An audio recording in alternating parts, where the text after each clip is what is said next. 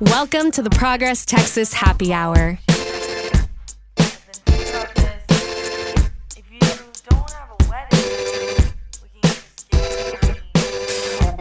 Welcome to the Progress Texas Happy Hour. I'm Advocacy Manager Reagan Stone. Y'all, that big, horrid spending bill that will further put debt on you and risk further lowering our nation's credit rating is getting closer to Trump's desk. At Progress Texas, we are greatly concerned with lots in any version, the Senate's or the House's. It's estimated if a current proposal passes, over 1.6 million Texans are expected to lose access to health insurance, along with closing nearly a dozen hospitals across the state. Further, they're planning to spend billions of your dollars on privately ran immigrant detention centers, companies banking to make money off inhumane treatment. And as you've seen on Progress Texas Summer Vacation Series, defunding PBS and NPR, and lining up one of the biggest sales of our nation's public lands and parks. We ain't just arguing if drilling should happen in Denali anymore, but if America's greatest idea, the national park system, should exist as it does today. Give your park ranger a hug if you're visiting out there, of course. And if that wasn't enough, MAGA is also planning to raise your electric bills, cut clean energy jobs and investments, ultimately furthering the Trump recession.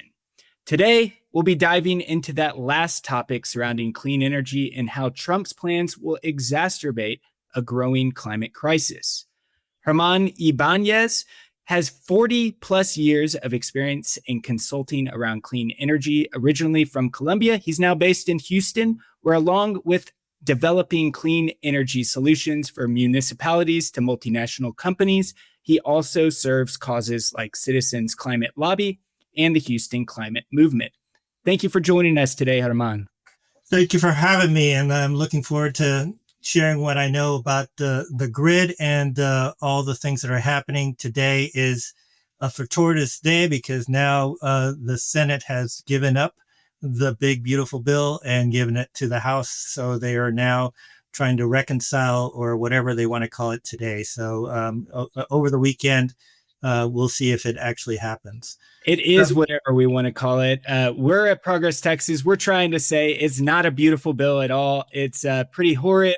And occasionally we cuss here as well. It's a shitty bill. But yeah. Germán, we got acquainted this year on conference calls put together by the Alliance for a Clean Texas. That's a coalition made up of dozens of voices from Progress Texas to the Sierra Club, Public Citizen, and more.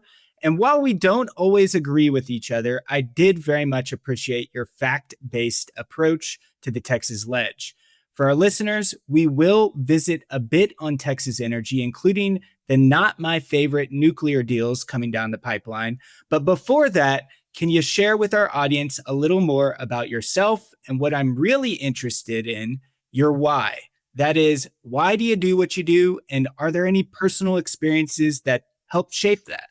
So I've been my background is in consulting, internal controls, and power generation. On the power generation side, I managed to get on a project at another bad word for this audience. I actually worked for Enron, and I worked on my first power deal in the summer of 1992. And I got hooked on power. Why? Because I saw it as the juice of doing things on the industrial side. And that was a key thing. And it was infrastructure. It wasn't, and it was key for anybody to be successful. And so I thought it was important. I got to do this internationally and domestically, which means I've been exposed to many grid systems from Latin America to, I helped put up a clean coal technology in Poland. And I've been involved with, all sorts of things from biomass to renewables to nuclear. And so each thing built on each other and actually made me a better environmentalist because I know the physics of what's going on and not just what we want it to be. And that is why I try to do things. I'm trying to make your efforts better, because I want to try to say, well, this is the physics. This is what is a practical solution to the problem. And I think we're in the environmental groups. If we come in with at least a semblance of a solution that is somewhat practical, I think we're going to create bridges and try to move to a better place on whatever efforts that we're doing. And so that's what I try to do with the Houston Climate Movement, and what I've tried to do with my government relationship work with the city of Houston and other places, is try to come up with a solution that's practical, moves everybody forward, and not get stuck in dogma. And so that's why that's the difference. And I know that I have not made friends and influenced people at ACT, but at least I try to be truthful in my efforts. Absolutely. And for my cred on you here today, I'll also note, you not only bring facts and, just what's happening to the table, but you do it really respectfully. And at the same time, Progress Texas, we love the what I'll say is the good revolving door. You've come a long way from speaking, with certain companies, and then, being able to, of course, inform those that are in that alliance as well. So thank you for doing all that. I'll also note your passion in serving vulnerable people and communities. I see that in your volunteerism around healthcare too. But in energy, we both know, whether it's oil and gas development, the refineries, pipelines, LNG exporting on the Gulf, that infrastructure is typically housed in communities of color and those with historically high barriers to object them, turning into generational health consequences for them. And in a larger view, Texas is obviously one of the largest oil and gas producers, but it's also one of the most at-risk states to climate change. So as we turn towards this dictatorship, administration's budget proposal, those are my words, I want to understand the folks it will affect most. And will you please help me dissect that?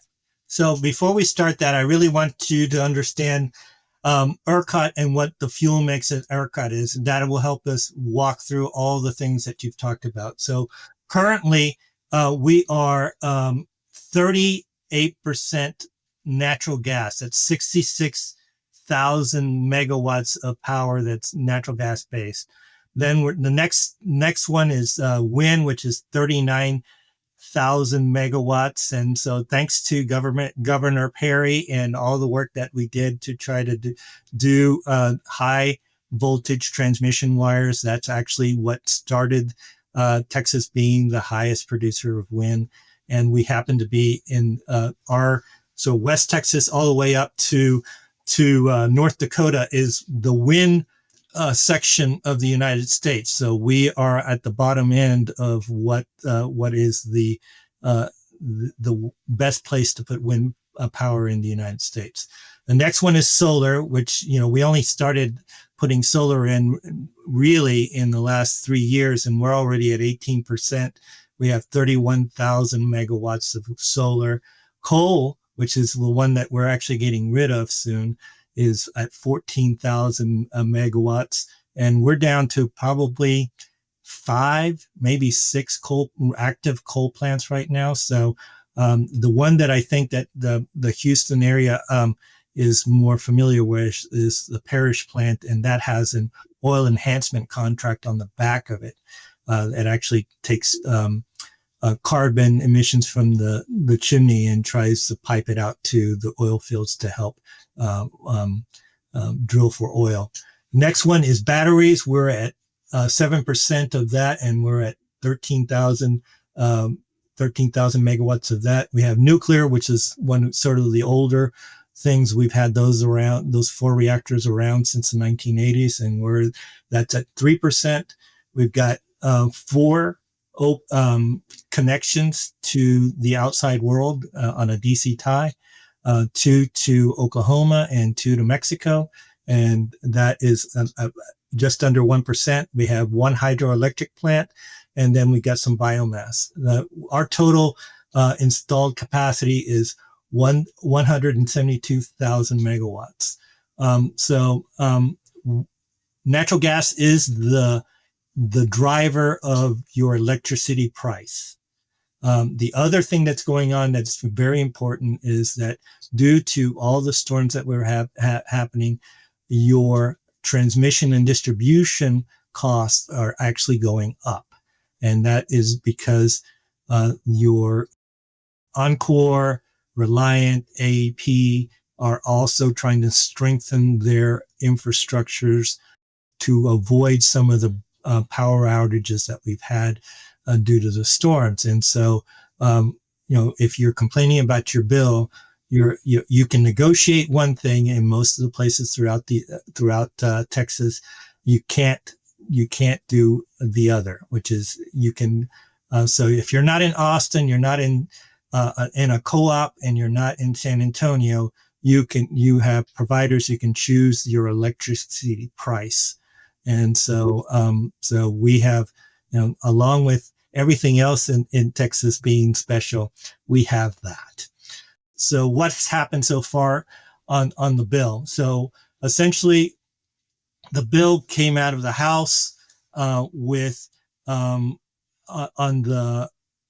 try to get rid of the IRA. They wanted to get.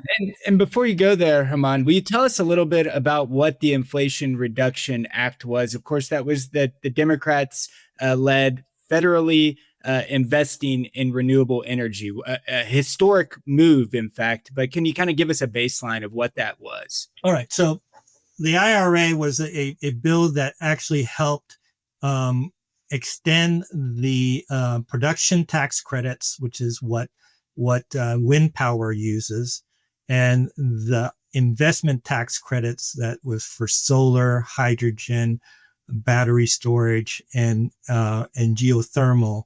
And what they did was essentially, once you installed it, you got a 30% tax investment credit, or in the case of wind, you would have it based off of what your production was. And so a weird thing that happens because of the wind production credit, and when wind blows in the great state of Texas, you can have negative pricing on the pull price of electricity throughout the state, because they want to have the tax credit irregardless of what the price is of electricity on the grid. And so it's because of other things that they try to do to help finance these projects. So they have people that want energy credits so they can lower their tax bill, and they'll buy it from these wind plants if they can't use them all. And so I'm guessing, in a very overview look, the IRA was lowering costs because of that wind kind of turnout. It was lowering costs two ways. And so before this IRA, we had wind and solar things, but this extended it. And so one of the things that was going on in the U.S. federal government is that since we didn't have we kept on not doing regular order and coming up with a budget. The IRA allowed to do a 10-year lock on these tax credits. And so investors could plan that we would have these credits, and we could plan in the future that I could I could do all these plants, and I would have a 10-year window to do it. So what they're doing now is sort of reneging on the 10-year deal that the IRA gave the industry to try to lock in all these new investments and try to explore new areas. Like geothermal is something that we really hadn't explored. Hydrogen was another area that didn't get a lot of government incentives and subsidies to try to develop that industry. So those are the two areas, and batteries as well.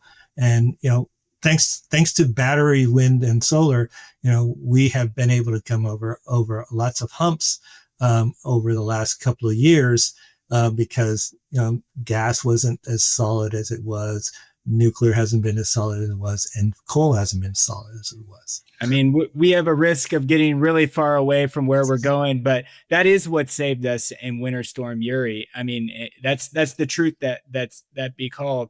But before we totally get off track here, from that IRA and then moving now towards the current budget, what are Republicans proposing to cancel this budget cycle? Essentially, they're going to get rid of a bunch of the investment credits that they had. So they have these wonderful things called, so the ones that applied for EV cars was 30C, hydrogen was 45V,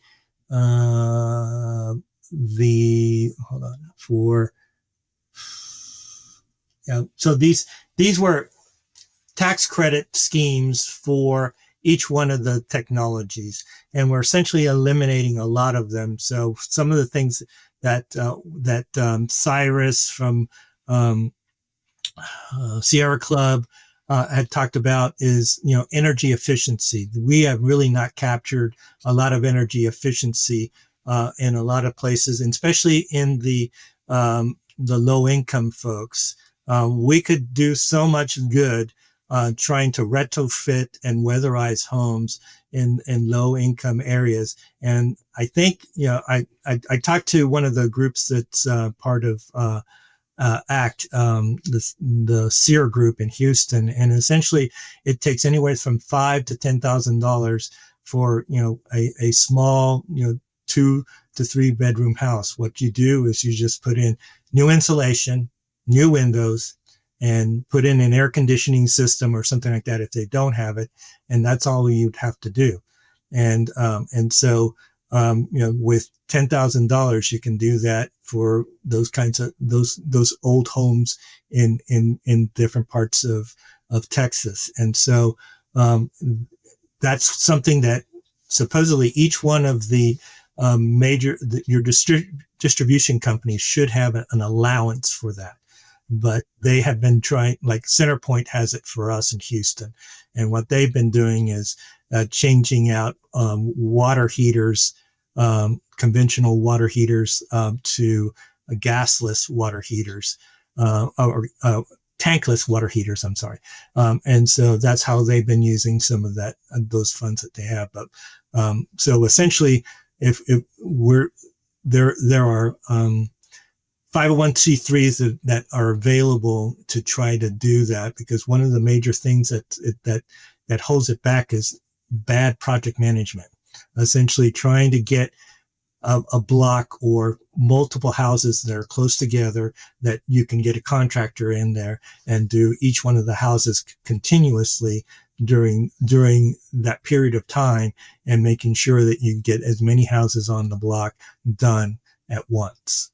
And so I think that's key. So essentially they're getting rid of that. Essentially the big thing that they're doing is they're closing off the ITC and the investment tax credits and the production tax credits. Essentially by the end of 2027, there are not going to be any of those credits available. So any projects that are done this year will get the full 100% allowance for that. If you are able to complete it within a year of enactment, you'll get that. But starting in 2026, you're only going to get 60% of those the original credits, and then 20 in 2027. And so essentially, by 2028, there's not going to be any credits available. Yeah. And so you very much describe not only dollars that were being invested for companies to be able to make cleaner energy and to be able to have that on a market in a reasonable, competitive way, but also dollars that, yes, they flow, but they come down to the actual consumer to be able to save money themselves in the long run. Not only save money, but save energy. And so what I'm kind of gearing here towards is, on a more macro level, how do you see that these cuts are going to be felt in the Texas economy? Jobs loss, higher electric bills, any other consequences I'm missing?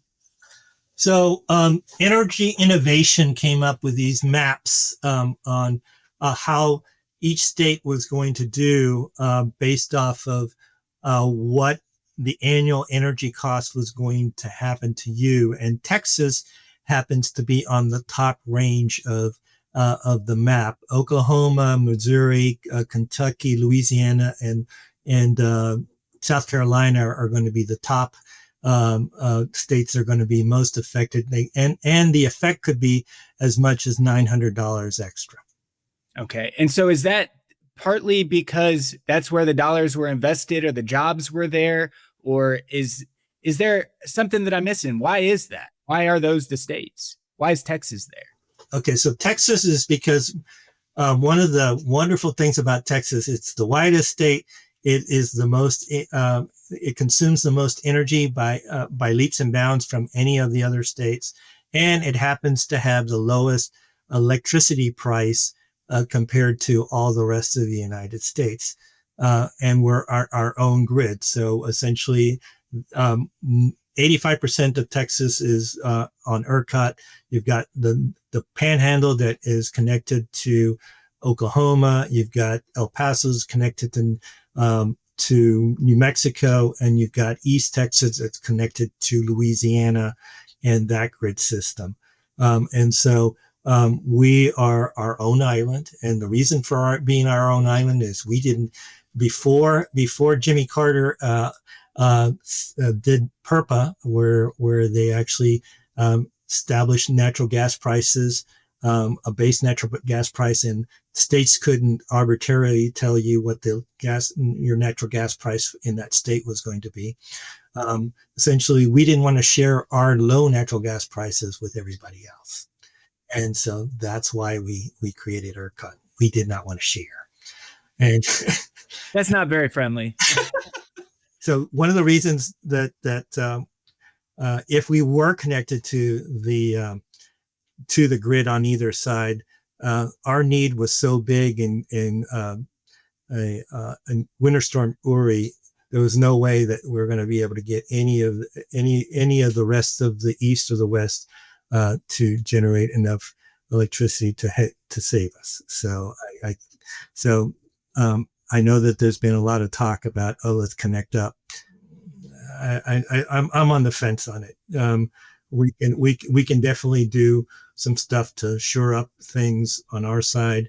And we'll talk about a little bit more about, so the reason why, so it's important to say that we are the lowest electricity price in the United States. Why? Because that means that so people that want to create data centers, so they want to IE centers, they want to go where the electricity prices are low. And so that is why Texas, is a good place for it, because we have the lowest electricity price. Is attracting those folks. But, we were just noting that price is going to go up, and you're exactly right with that Energy and Innovation Policy and Technology Association. They noted that it found that the average Texas household would pay $320 more for electricity by 2030 and $780 more in the next decade. And so those prices are going up. And we're noting that, perhaps, thousands of jobs lost in the state as well. I was just reading out of the Dallas Morning News, someone that had just started in the wind industry and had been trained up for that, and noting that, the run for wind perhaps is not going to be there anymore. Can we speak a little bit more on, consumer costs or other types of consequences that are going to come from this big bill? All right. So the same Energy Innovation did the same kind of map, and then they talked about how it was going to affect jobs. And Texas is the biggest state that's going to be affected, and their forecast is 123,000 jobs will be affected by the bill. And the reason why is essentially we have ton of projects in the queue right now waiting for investors to come in and do and build, especially on the solar and battery side. And with the investment tax credits, there's a lot of people that don't want to play without those credits, or it makes it a lot harder because of capital costs associated with these kinds of investments. And therefore, they don't want to play. So there are two different groups of people that are playing in the solar and in the renewables game. There are what I would call developers that they want to develop a project and then they want to flip it to a company that will construct it and operate it for the rest of the time. And so the flippers, as I want to call them, they don't want to play this game anymore because it's not fun anymore. You're not generating all this value and giving them the tax credits along with it by securing a site, securing a place on the interconnection grid, and starting to do all the environmental work that you have to do this. And so that's why Texas is going to be affected. Everybody was coming. I just presented to you how much solar we had. We had zero solar 5 years ago.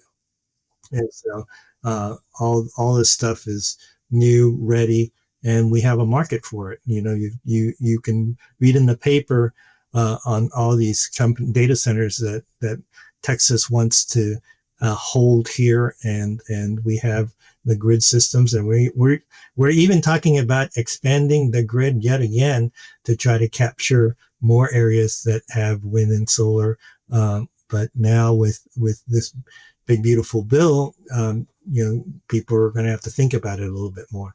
And so I don't know if those extra transmission wires are going to be up and available to get where land is cheap and the wind and solar radiance are highest, which is West Texas and the Panhandle and El Paso. That's solar wise. The solar region is from sort of Marfa, that last hump, towards El Paso, all the way to Arizona. That's the biggest regional solar radiance hub. So we capitalize on everything in Texas. We have the strongest wind, and we have a pocket of really good solar that's growing thanks to climate change. So now, without of course going too far down that rabbit hole, let's move back to Austin. We've jumped all over here, and I really do appreciate the Texas grid overview. And something you shared right before we got on, that Alaska and Hawaii are the other two states that own their own grid. Makes sense to me, but something I didn't know. Fun fact. But we know that state Republicans, they want to axe those renewable tax credits for better or for worse, in my opinion. They're looking forward to Trump's plans there. Conversely, they aren't canceling, any fossil fuel handouts, of course. And in fact, this past session, there's plans to incentivize building more natural gas fueled power plants. What's your short take on where the ledge landed on energy, and maybe any holes you see coming up for our grid again, or for our health? All right, so let's think about why they would want to do that. So we're drilling in the Permian Basin and other places throughout Texas. When you drill, you don't drill just for oil; you actually get gas, and so they're looking for markets for that gas. And so if they can get a market, if they can burn that gas at the wellhead, because they need electricity in that area, which they do, and they can get, they can sell it in the marketplace here in Texas. That's what they want to do. The LNG part of this thing is taking that excess gas that doesn't have a market here in Texas, and shipping it out. And so there is, things that play out in the newspapers today. Russia had all the gas in for Europe, and so we're going through the Ukraine war, and that affected gas in Europe, and so that's why now LNG is going to Europe and not just to Asia. That was the case before.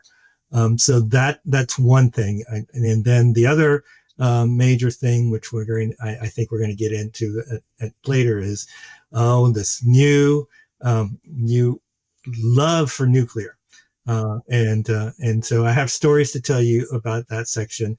But this is not necessarily the best place for nuclear power because we are a deregulated marketplace. And so if we are building these things, we have to be on time and on budget. And we haven't done that yet, at least not on the big plants. Well, circling, towards our ending point there, and again, in true Progress Texas style, we're telling it how it is, and that is one thing. Again, I think you do really well without being an advocate for nuclear energy, which I'm frightened personally to see private companies set up their own reactors. In a state where orphan wells exist because of short-sighted big money running the show. A good metaphor in my personal view. Can you tell our listeners what passed out of the Texas Ledge surrounding nuclear and, any concerns or places that you see that, folks should be paying attention to and hopefully advocating to their legislators as well? All right. So there was a nuclear fund created this time around. I think the number was, it kept on floating. So I think the last number that I heard was 370 million. Is that a number that sounds good? Yeah.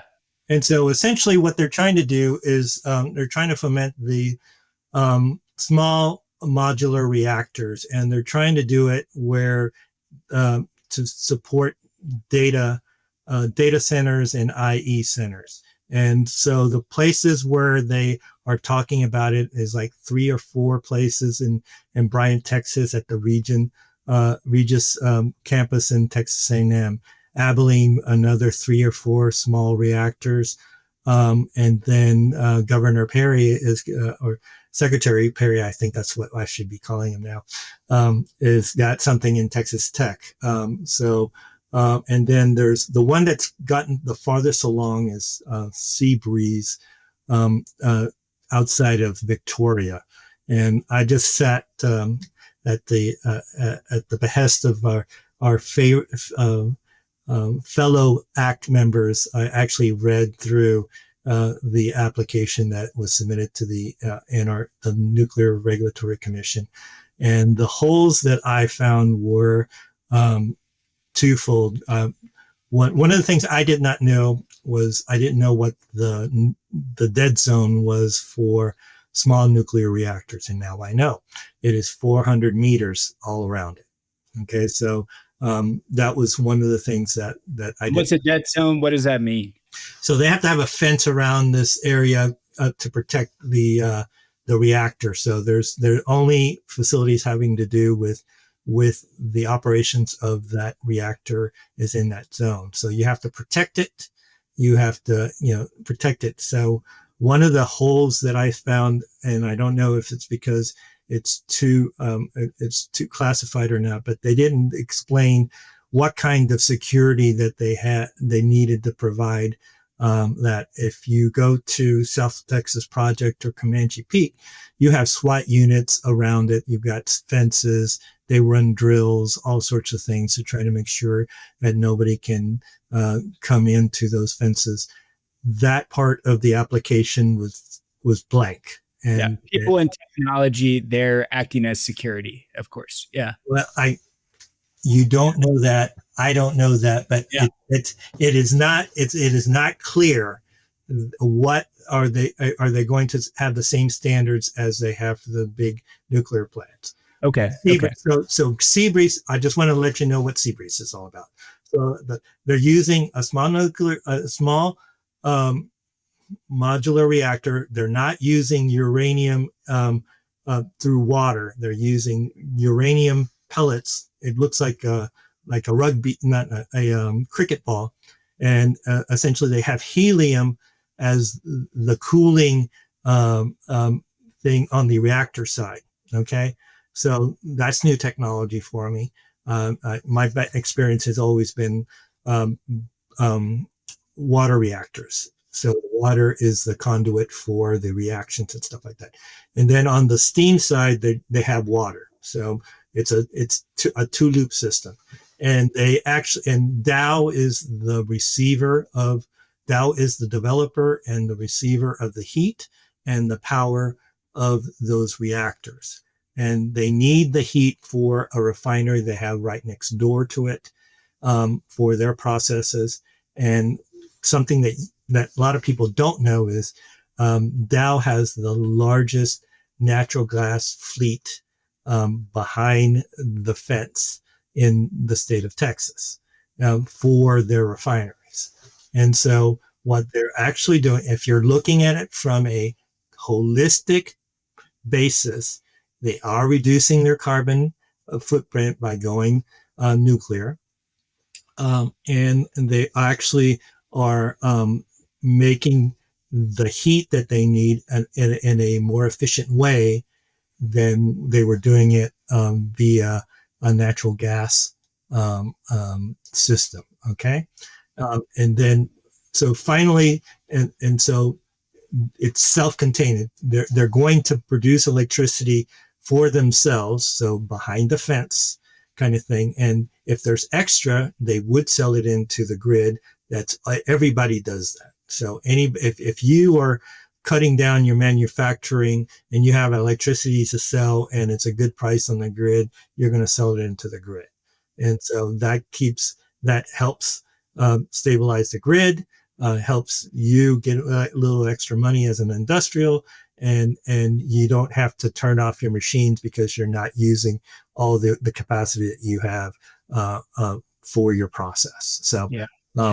And so probably, by now our progressive populace listening here, they're steaming. I know. So the couple of things, the second thing that I told that group was, okay, well, let's try to solve the problem. The problem has been, we don't want to reprocess our uranium. Okay. The reason why we don't want to do that is the byproduct of that is plutonium. And we don't want any more plutonium because that can be used for bombs. Sure. So, all right. So when I was working at Westinghouse, since the 1950s, when we started our nuclear adventure, we have collected a 4-story football field side of waste at all the plants that we have. We used to have 101 reactors. We're down to 67 reactors. Okay. But France, which I'm talking, all the nuke guys, anti-nuke guys are going to go all over me. But I talked to them just recently before I read their application that essentially we have a law that says we cannot export any of our nuclear waste to France and other places that they actually recycle. And we are forbidden from using their technology here in the States. Mm-hmm. And then Senator Reid, when he was alive and well, and we had Yucca Mountain, and we were going to be our repository for that. And we could have done some of the stuff. It wasn't done. It wasn't passed. And throughout the earlier 40 years, the nuclear industry was paying in a fee for that Yucca Mountain plant. And they finally said, when the industry finally figured out that it wasn't going to happen, they claimed it all back, and the U.S. government wrote them checks back for all that money that we're putting in. So I know I've gone super down the rabbit hole, but essentially each one of the technologies that they're talking about right now, very few of them have put in the applications into the NRC. So if we're talking about all this stuff, there's a lot of money that needs to be put in just to put in the applications to get the designs approved, and which a lot of people haven't. So. And Herman, to kind of close out this conversation, you did speak a little bit on waste, of course. And, there's also the mining as well. In South Texas, they're looking at doing some mining that's over, aquifers in kind of west of Corpus Christi, down towards the Rio Grande Valley as well. So concerns there too. But I think, to really kind of close this out in a way, it just really seems, again, I'm comparing the solar in just the last 5 years, the wind energy that is just, we're the number one in the country of wind energy right now, the technologies that are there versus the technologies that got some work on. And, when I was speaking with Cyrus Reed, again, shout out to the Sierra Club, he noted, yeah, perhaps there's technology down the road. Perhaps, we need to do some academic grants or some investments at our universities. But noting that a lot of the times, you're saying that the technology isn't completely there. All the information's not on the fact sheets per se. And so, just noting those concerns. And one thing I'll add, just that might add to this conversation, is there is a current lawsuit right now to kind of take away some of the regulation that the National Nuclear Administration has right now. And Texas is leading that effort to say, hey, we want to regulate our own. And so that might be fearful to some listeners and maybe even to you too. So I was in for the first application for nuclear power plants here in Texas. I actually worked for NRG and I helped put that together. And some of the questions that they came up with were kind of ridiculous because they were exposed to this elsewhere. But essentially, it's like land use. Okay, so we had this where we were going to put it had the capacity to take all the power because they had put in the transmission wires. It was owned by the utility that was going to have it, but they wanted me to give them information about other pieces of land, regardless who ownership was. And so it's things like that are not having to do with the technology, the major problems that bureaucrats get involved with. That's wasteful time and wasteful effort. We really need to focus in on, what are the issues, a risk-based analysis of what the issues are, and try to make sure it happens. And again, like I said, I worked for Westinghouse when they during the time that they were starting to build the only new nuclear power plant in the United States, which is Vogtle. And essentially they came in at 32 billion when I was running the model for two reactors in Texas, it was 10 billion. When I got up to Westinghouse, it had moved up to 14 billion.